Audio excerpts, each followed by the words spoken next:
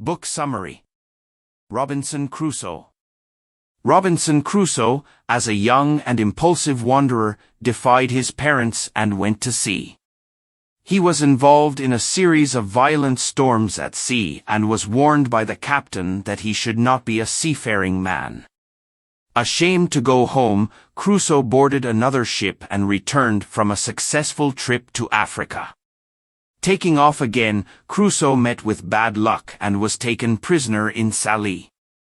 His captors sent Crusoe out to fish, and he used this to his advantage and escaped, along with a slave. He was rescued by a Portuguese ship and started a new adventure. He landed in Brazil, and, after some time, he became the owner of a sugar plantation. Hoping to increase his wealth by buying slaves, he aligned himself with other planters and undertook a trip to Africa in order to bring back a shipload of slaves. After surviving a storm, Crusoe and the others were shipwrecked. He was thrown upon shore only to discover that he was the sole survivor of the wreck. Crusoe made immediate plans for food and then shelter to protect himself from wild animals. He brought as many things as possible from the wrecked ship, things that would be useful later to him. In addition, he began to develop talents that he had never used to provide himself with necessities. Cut off from the company of men, he began to communicate with God, thus beginning the first part of his religious conversion. To keep his sanity and to entertain himself, he began a journal. In the journal, he recorded every task that he performed each day since he had been marooned.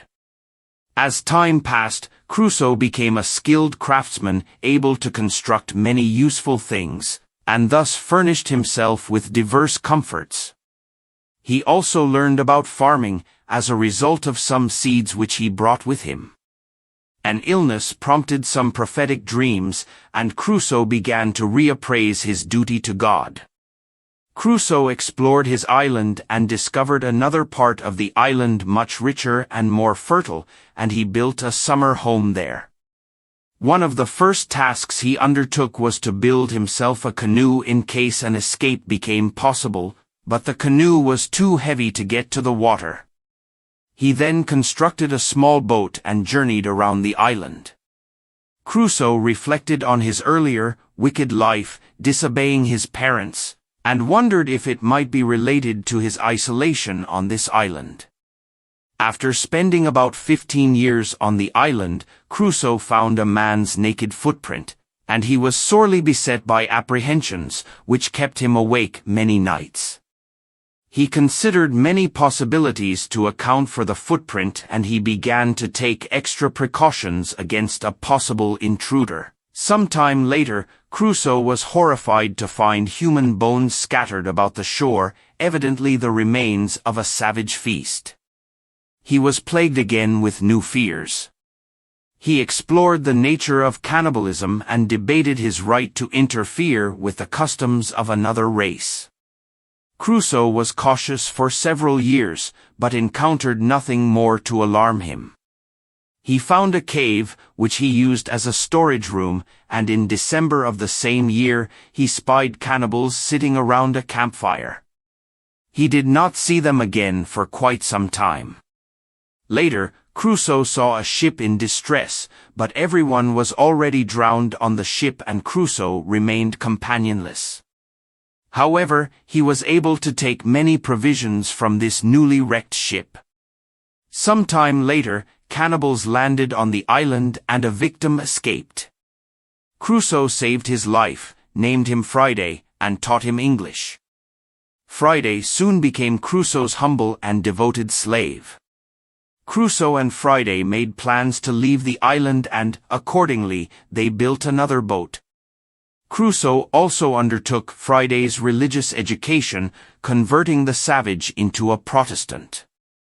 Their voyage was postponed due to the return of the savages.